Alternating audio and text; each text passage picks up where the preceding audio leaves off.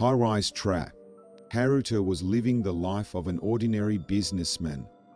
But one day, he suddenly became a millionaire overnight, thanks to an inheritance from a distant relative and a hidden treasure that he happened to discover. But this new wealth changes Haruto's daily life. Her once peaceful life was quickly shattered by countless acquaintances and strangers who demanded money. Seeking a new life, he sets his sights on the world's tallest skyscraper. This apartment building is known for its luxury and safety, and just living there makes you a celebrity. However, you need a special permit to live here, and to get that permit, you have to pass a rigorous test. When Haruto saw the contents of the exam, his heart sank. The exams covered a wide range of subjects, from gentlemanly etiquette to life-saving techniques to weather forecasting, and even questions on modern and ancient art. He had no idea about it, but he didn't want to give up on this. As he leaves the exam hall, he meets a man who speaks to people who have failed the exam. The man says he can forge licenses, and Haruto accepts the offer. Haruto successfully moves into the apartment using a fake driver's license and enjoys a dreamlike, prosperous life for a time. His apartment building is the tallest in the world and is equipped with cutting-edge technology and design, offering spectacular city views. The room itself was spacious, decorated with high-end furniture and artwork, and professional housekeeping services, cleaned and organized daily to ensure a comfortable environment at all times. Living in an apartment building has put Haruto in close contact with other influential residents, which has led to more business opportunities and invitations to social events. He regularly attended high-end parties, gallery openings, and charity events, giving him the opportunity to rub shoulders with society's elite. The apartment complex also features a fitness center, spa, and private. It offers a variety of recreational facilities, including a cinema and a rooftop garden. Haruto was able to use these facilities to enjoy some private time, away from the hustle and bustle of the city. Their status as high-rise apartment residents drew media attention, and they were constantly asked to appear on television shows and for magazine interviews. This further elevated his social status and opened his doors to a wide range of cultural and social events. His days as a celebrity brought him many new friends, but the happiness didn't last long. One night, a huge fire breaks out in an apartment building. Firefighting equipment was not functioning, forcing residents onto rooftops. Surrounded by flames and smoke, residents find themselves in a desperate situation. Then a voice came from a helicopter promising rescue. "Please take your permit and jump. The permit has a built-in safety device that wraps your entire body in a super damage-absorbing cushion the moment you jump. You will never die," was the announcement. The sky was overcast, black smoke was billowing into the evening air, and fear and confusion filled the rooftops. Haruto and the other residents were standing on the edge of the rooftop, looking down. The ground was hundreds of meters below them and looked threatening. Saito-san, who was next to him, said in a trembling voice, "Are you sure you're okay from this height?" Haruto took a deep breath instead of replying. His heart was beating hard and his hands were cold with fear. Clutching his permit, he momentarily doubted his choice, but with the flames and smoke closing in, he realized he had no other choice. "Everyone together," Goto shouted. He was trying to encourage the group, but the fear in his voice was clear. All at once, several people raised their permits, joined hands and prepared to jump. Next to Haruto, a young woman was crying and muttering as if praying, "Please, I want to help you." And they jumped off together. While in the air, Haruto felt his body rapidly approaching the ground and closed his eyes in fear. The wind roared in my ears, and the only thing keeping time was the beating of my heart. As they neared the ground, they realized the safety mechanism on their permit hadn't worked. His face was pale with fear, and he was so scared he couldn't move his arms or legs. In this desperate situation, Haruto realizes in his final moments that this is the end, and with deep regret he loses consciousness. Many residents, including Haruto, believe in the promised functionality of the permit and decide to risk their lives by jumping off the cliff. But as they near the ground, they realize that the permit's safety features won't work, and despair sets in. Just before they hit the ground, the apartment owner and the development manager in the helicopter were discussing a plan to increase applicants to the apartment complex by having the permit's functionality tested and broadcast live to the media in the event of a real disaster. As he was falling, Haruto remembered his license and turned pale. The surrounding residents were also pale with fear, and none of the permits of those who jumped from the apartment building that day provided any cushion. With their screams, this tragic story came to an end.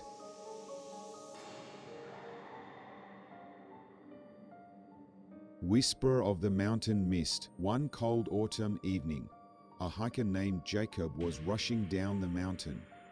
However, he accidentally stumbled onto an old mountain trail that was not on any maps. The road gradually narrowed and the fog thickened as the sun disappeared behind the mountain ridges.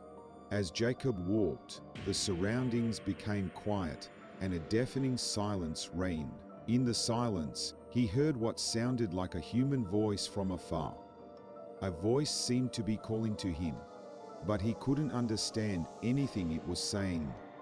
As he walked towards the voice, he suddenly noticed something lying at his feet. Upon closer inspection, I realized it was an old doll. The clothes I wear are faded and the fabric is frayed. The clothing designs are reminiscent of the Victorian style, with dresses with intricate lace and embellishments that were once luxurious, but have now lost their luster. The doll's shoes are small, black leather shoes, and because they have been worn for a long time, the leather has hardened and cracked in places. The doll's face is distorted in a look of fear, and its expression is so realistic it appears lifelike. The eyeballs are made of glass, and when light hits them they have depth, so even the slightest movement gives the illusion of actually seeing. However, her eyes are empty, as if pleading for something, making the viewer feel uneasy. The doll's hair is also fine, silky synthetic, and was once luxurious blonde, but is now covered in dust, darkened and partially fallen out. Overall, even after so many years, this doll still had such a strong presence that it dominated the atmosphere of the place. The doll's face was twisted in fear, and its eyes looked so realistic they looked as if they might start moving at any moment. Jacob felt a little creepy, but he picked up the doll. He was looking at the old doll. At that moment, the surrounding trees began to rustle, and a cold wind blew through.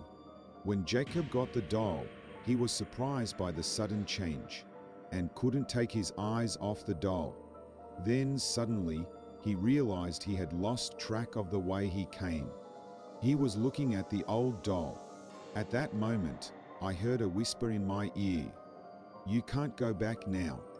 There was a coldness in her voice that made him shiver. There was supposed to be no one around. He felt as if the doll's eyes were staring at him and he couldn't move. Even if he tried to escape, The presence of the dolls gives this eerie mountain a strange pressure. The fog grew thicker. Jacob became lost and filled with anxiety and fear. Then he heard the voice again, this time clearly calling his name. The voice led him deeper into the mountain. He walked along, guided by the voice, and suddenly saw a light ahead. It was the light of a small mountain village. The village seemed deserted, but the houses radiated a warm light, as if someone lived there. As Jacob stepped into the village, he heard the voice again, this time clearly saying, "Don't go home." He began to explore the village, feeling scared. But there was no one there, only the doll he was holding, which occasionally seemed to move its hands. That night, Jacob was unable to leave the village and was forced to stay there with the doll. The next morning, when his friends came looking for him, Jacob was nowhere to be found, only the old doll. The doll still remains in the same place in the village where it was found, and anyone who visits is captivated by its creepy eyes. Jacob's whereabouts remain unknown, and the mountain holds him along with its secrets forever.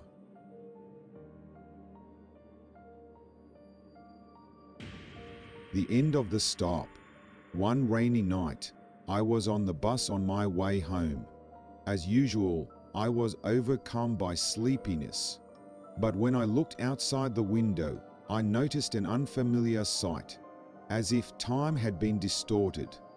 I found myself on a bus traveling along a path through an unfamiliar forest. Despite my anxiety, I decided to get off at the next stop. The bus stopped and I mustered up the courage to get off. The surroundings were shrouded in mist and silence reigned. Only my footsteps echoed strangely loudly. And before I knew it, the bus had disappeared into the mist. As I stood there, I heard people talking behind me. Looking back, a small village spreads out before me. The villagers' faces looked strangely distorted, and their eyes were dark and cloudy. The villagers stared at me and gradually began to gather around me. With nowhere to run, I trembled in fear of what they might do to me. "This is a forgotten village. No one can return to," an old woman whispered in my ear. Her voice was so cold it sent chills down my spine. The villagers gradually drew closer, and the circle around me narrowed. What appeared before my eyes were children with expressionless faces like dolls. They reached out their hands to me and they were cold and hard. In this desperate situation, the sound of a bus was heard again from the distant fog. When the fog cleared, I was astonished. Will the bus bring me back here as if from another world? However, when the bus came into full view, there was no one in the driver's seat. The bus stopped empty and the doors opened. As the fog gradually cleared, I cautiously approached the bus. The sound of the doors slowly opening echoed loudly in this silent village. My heart was beating faster and my palms were sweaty. With each step I took towards the bus, I felt the eyes of the surrounding villagers on my back. I couldn't read their expressions, but their silence only made me more anxious. Looking inside the bus, it was completely empty, and there was no one in the driver's seat. The seats were littered with luggage and newspapers that had been carelessly dropped off, as if someone had made a hasty escape. I got on the bus, though I was hesitant. As soon as the doors closed, the bus engine started automatically. I was so surprised that I jumped out of my seat. As soon as the bus started moving, it headed off into the fog. Outside the window, all I could see was some old trees blocking my path, but the rest of the view was shrouded in mist. As the scenery outside the window started to move faster and faster, the fear in my heart grew. I still don't know what's in store for me or where I'm heading. While I instinctively clung to my seat, I suddenly looked ahead. There was a shadow of someone sitting in the driver's seat. although it was hard to see clearly due to the thick fog. Its presence chilled me down. However, no matter how many times I tried to look closely, the shadow had disappeared without me. Realizing it, and I couldn't believe my eyes. There was complete silence all around me. The only sounds I could hear were the bus engine and my own heavy breathing. I was so scared that I banged on the window of the bus, trying to hold on to something. Then, as if the sound had awakened something, the bus suddenly stopped. It was completely dark outside and I had no idea where I was or what was going on. At that moment, there was a sound of something tapping on the window from outside the bus. It was a hurried rhythm, as if someone was trying to drag me outside.